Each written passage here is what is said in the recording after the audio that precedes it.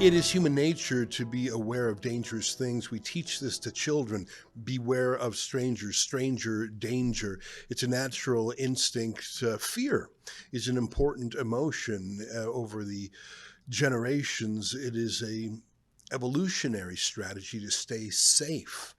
And there's nothing more innate than parents protecting children from other predators, including other adults who would have their way with them.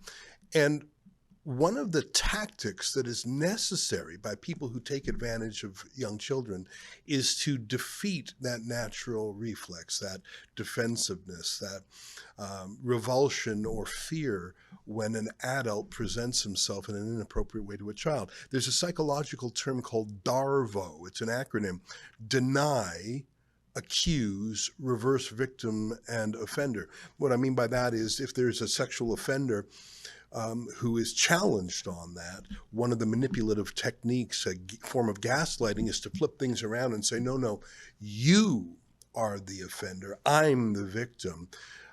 I didn't do anything wrong. You did. And it's a strategy that is implicit in the fight against transphobia. Let me be more specific what I'm saying, because I'm speaking perhaps too abstractly. How do you get mama bears? How do you get mothers to back away and let men, including grown men, have access to their girls in a change room? How do you defeat that maternal protective instinct? How do you defeat that instinct in teenage girls to stay away from men in a change room? If you go into a bathroom or a change room and there is a man there, let alone a naked man, the instinct is to withdraw, to call for help, to sound the alarm. But transphobia, a made-up word, means that if you do so, DARVO, deny, accuse, reverse victim, and offender. If you make a fuss about it, if you rely on your instincts that this is a dangerous situation, you are now called the offender, and the man in the change room is called the victim. And these are very difficult stories to report on for obvious reasons, because anyone who talks about them is DARVO'd.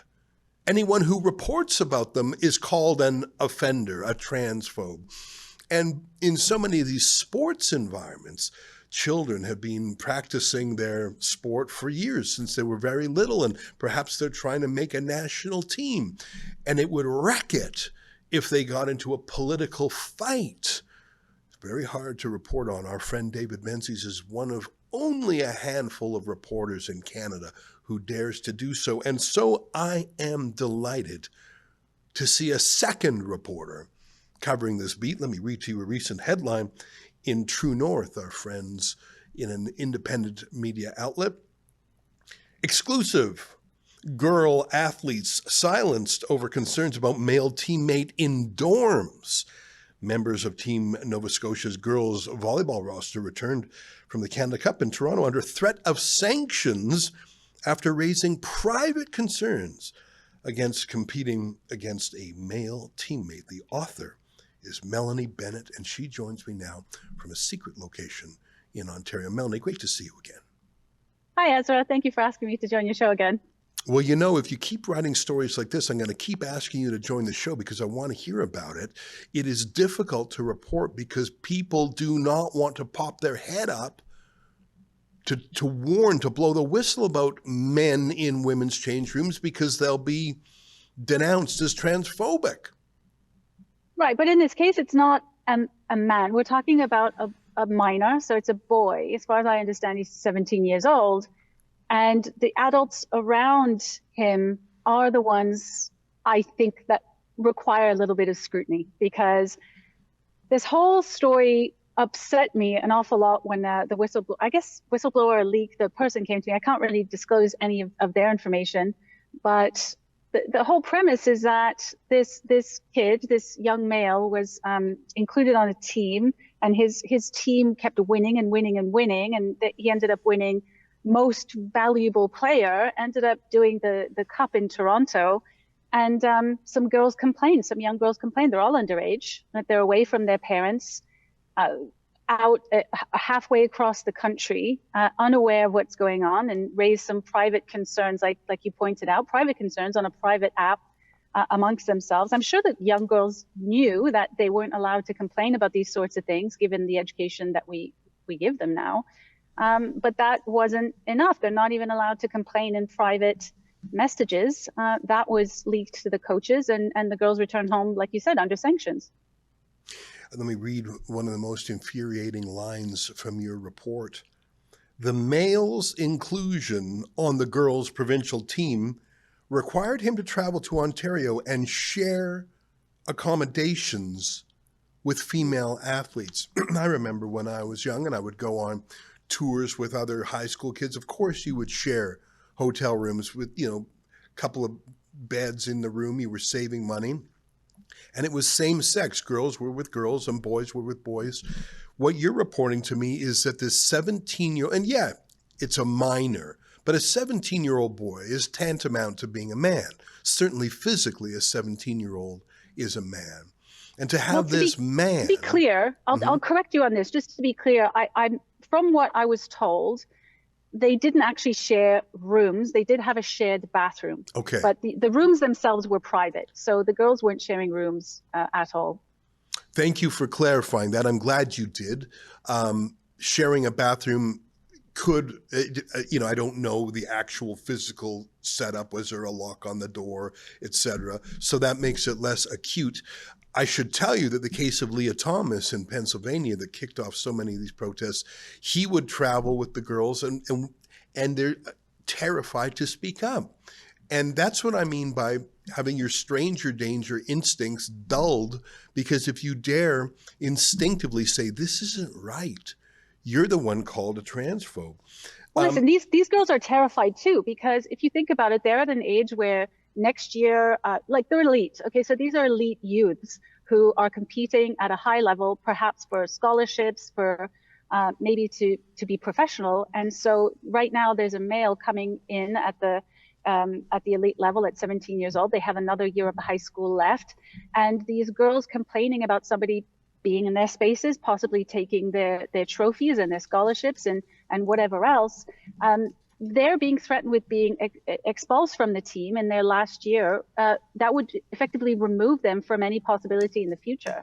So there's a really heavy hand here by the adults in the situation to keep this quiet. And also, I'll point out, I saw many communications that I couldn't share because I would identify the people who spoke to me. But it seems to me they were talking, the coaches in Volleyball Canada were talking about an LGBTQ+, I think he called it, athlete, but they never specified that this person was a trans identified male in the girls' sport. They didn't say that. Right. They said LGBTQ+ athlete. So it seems to me there's a lot of effort to hide what's going on and make it look like it's this kid who happens to be gay who's being bullied, which is not the case at all. Mm-hmm. He is the bully, even if he's not expressing himself verbally as the bully. His presence is bullying, and the fact that everyone is terrified to talk about it proves it.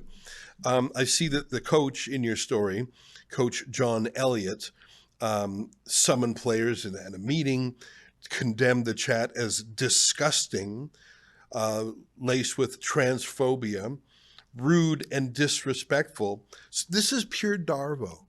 This is how you extort a youth. And you know what? It's funny because one of the things I cover, Melanie, is I look at how these girls in the United Kingdom, and I mean girls, they're as young as 11, they use the word groomed over there. They're exploited. They're not just raped once. They're raped every night for years by scores of men. It is a mass industrial rape. How? How do they get these girls to do it? And through extortion and fear. And if you talk about it, we'll expose you to your mom. And if you talk about it, we'll punish you. Like it is such a psychological extortion of these girls. I see that happening on a grave scale in the UK. Obviously, this is not rape. So there's that important distinction. But psychologically terrifying the victims. Don't you say a word. If you do, you're the bad one. We will condemn you. We will ruin your life. It is the same gaslighting tactics Thank God on a smaller scale, but it's the same species as what I see in the UK. Well, I would agree. I think the adults here are bullying. However, I went and looked at the policies because I wanted to see if this is actually within their code of ethics, and it absolutely is. In the code of ethics and their policies, they do. There's some research, some scientific research apparently that they've based it on, and they do recognize that males jump higher, hit harder, serve faster, or serve harder, all these things, but that wasn't enough really to stop the males within the female sport. And so they create all these policies to include trans people and obviously keep it quiet from everybody else. And in this case, I think absolutely these girls are being bullied, and that bullying by adults and threatening, frankly, is being supported by policies. So unless those policies change, unless the ethics in sports committees actually do anything about this, which at this point I'm not sure they will, without a significant amount of pressure, this is just going to continue because it's all about protecting the male who happens to be in female sport from any kind of outing, I guess you could say, and exclusion from the sport, regardless of the fact that we consistently see males who play on female sports, even with estrogen, winning best player. They're winning cups, they're winning trophies, and obviously the team that has the male on the team, they like that because their team is consistently winning. They have the best player on there. So I think we need to start putting pressure on the organizations and the policies that allow this to happen.